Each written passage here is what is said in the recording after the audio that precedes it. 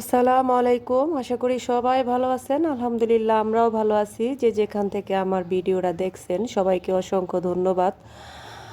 এই তো আজকে চলে আসলাম রান্নাঘরে। আজকে আমি এখানে ইলিশ মাছ ভাজবো, তারপর বেগুন ভাজবো, তারপর আমি এখানে মুরগির রোস্ট করব। এই যে রোস্টের মশলাটা নিচ্ছি, বেগুনও নিচ্ছি, আর এখানে যে আমি রোস্টটা মুরগিটা আগে আমি ভেজে রাখছি, টমেটো গ্রেপ করে রাখছি, নিচ্ছি আমি এখানে ঘি, তারপরে নিচ্ছি ডিম, আর নিচ্ছি টক দই, আর ওখানে আমি সব ধরনের মশলাটা ব্লেন্ডার করে নিচ্ছি। সব কিছু আমি একদম রেডি করে রান্নাঘরে চলে আসছি, কারণ আমার একা হাতের কাজ, আমার কোনো হেল্পিং হ্যান্ড নাই যে আমাকে সাহায্য সহযোগিতা করবে। আমার সমস্ত কাজ আমার নিজের হাতেই করতে হয়। এই তো আমি এখানে একটা কড়াই বসাই দিছি, আর কড়াইতে আমি একদম সাদা সরিষার তেলটা আমি দিয়ে দিছি, কারণ মুরগির রোস্ট, সরিষার না, সয়াবিন তেল। আর মুরগির রোস্ট সরিষার তেলটা করলে ভালো লাগে না, তাই আমি সয়াবিন তেলটা দিয়ে দিছি।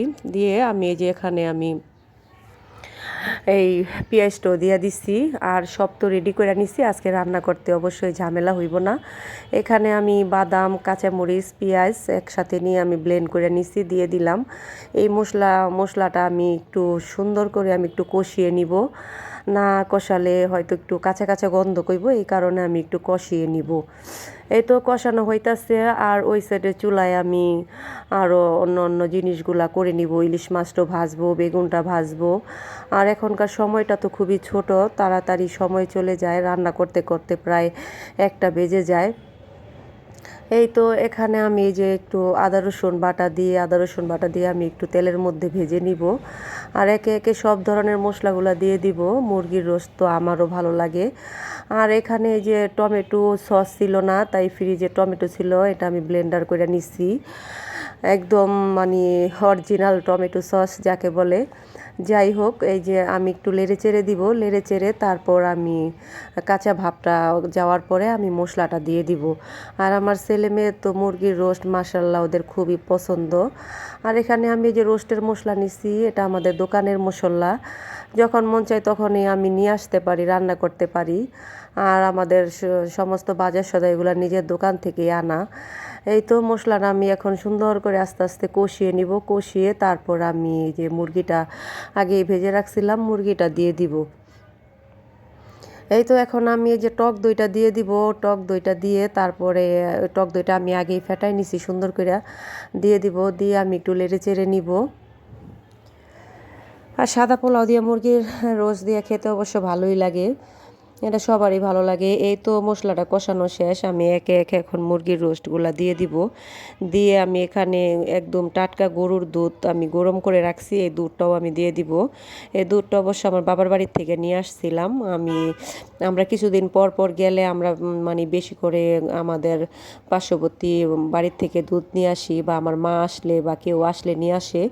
আমরা ঢাকা শহরের দুধটা একটু কমই খাই, আমাদের বাবার বাড়ি তো কাছে, এই কারণে ওখান থেকে আমরা নিয়ে আসি। এই যে দেখেন মাশাল্লাহ কালারটা কত সুন্দর হয়েছে। এখন আমি একটু ঢেকে দিব।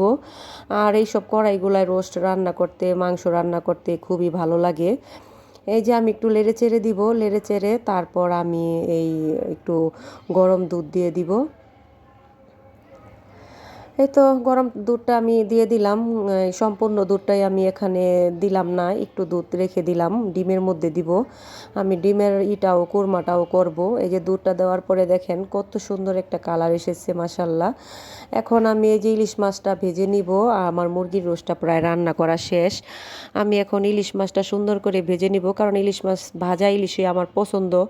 তারপর ইদানিং কেন জানি ইলিশ মাছ আমার খেতে ইচ্ছে করতেছে না। এই তো মুরগির রোস্টটা রান্না হয়ে আইছে, আর একটু হইলে আমি নামিয়ে নিব। আর দিয়ে দিব সাথে কয়েকটা কাঁচামরিচটা পরে দিলে ভালো ফ্লেভার আসে। দিয়ে দিব একটু পেঁয়াজের বেরেস্তা, আর দিয়ে তারপরে আমি আর একটু ঢাকনা করে সুন্দর করে রেখে দিব। আর এখন আমি একটু ঘিও দিয়ে দিব, পরে একটু ঘি দিয়ে দিলে ঘির ফ্লেভারটা খুবই সুন্দর আসে। এই তো রোস্টটা রান্না করা শেষ। এখন আমার এই যে এখানে বেগুন ভাজা আর ইলিশ মাছ ভাজাটাও হয়ে গেছে। আর বসাই দিছি আমি এখন এই যে ডিমের কুরমাটা বসাই দিব। ডিমটাও রান্না করে নিব। একে একে আমার রান্না বান্নাগুলা কমপ্লিট হয়ে যাইতেছে গা। আরও কাজ ছিল। এর মাঝখানে তো জানেন আমার ছেলে মেয়েগুলো মানে খুবই দুষ্টামানি করতেছে। আর এখানে আমি আজকে 3টা ডিম রানলাম। আমি আজকে ডিমটা খাবো না, ওদের জন্য রানলাম। ওরাও তেমন একটা ডিম খাইব না, কারণ মুরগির রোস্টটা হইলে ওদের হইয়া যায়।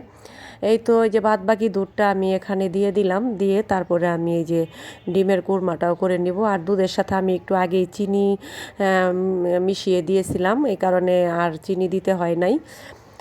এই তো আমি লেড়ে চেড়ে তারপর একটু ঢাকনা করে দিব, দিয়ে আমি একটু ঝরঝরা করে একটু পোলাও রান্না করে নিব, সাদা পোলাও। এই যে আমার ডিমের কুরমাটা রান্না শেষ। এখন আমি একটু সাদা পোলাও রান্না করব। আর পোলাও মাংস সাদা পোলাও ওই হইলে তো আমাদের ঘরে কোনো কথাই নেই আজকে।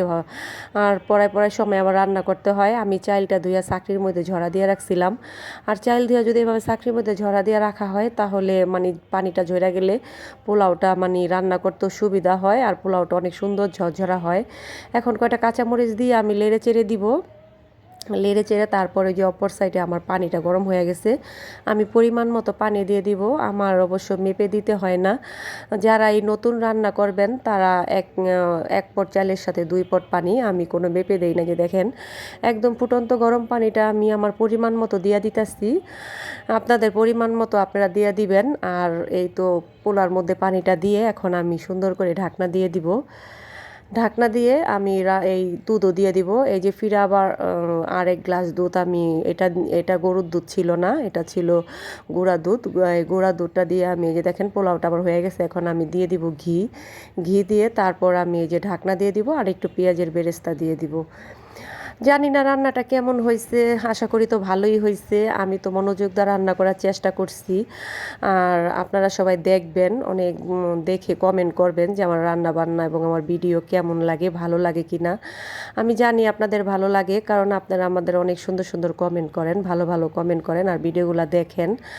দেখবেন এই তো আমার ঝরঝরা পোলাওটা খুবই সুন্দর হয়েছে। এখানে আছে এই যে মুরগির রোস্ট, আর এই যে এখানে আছে সালাদ, এখানে আছে ইলিশ মাছ ভাজা, বেগুন ভাজা।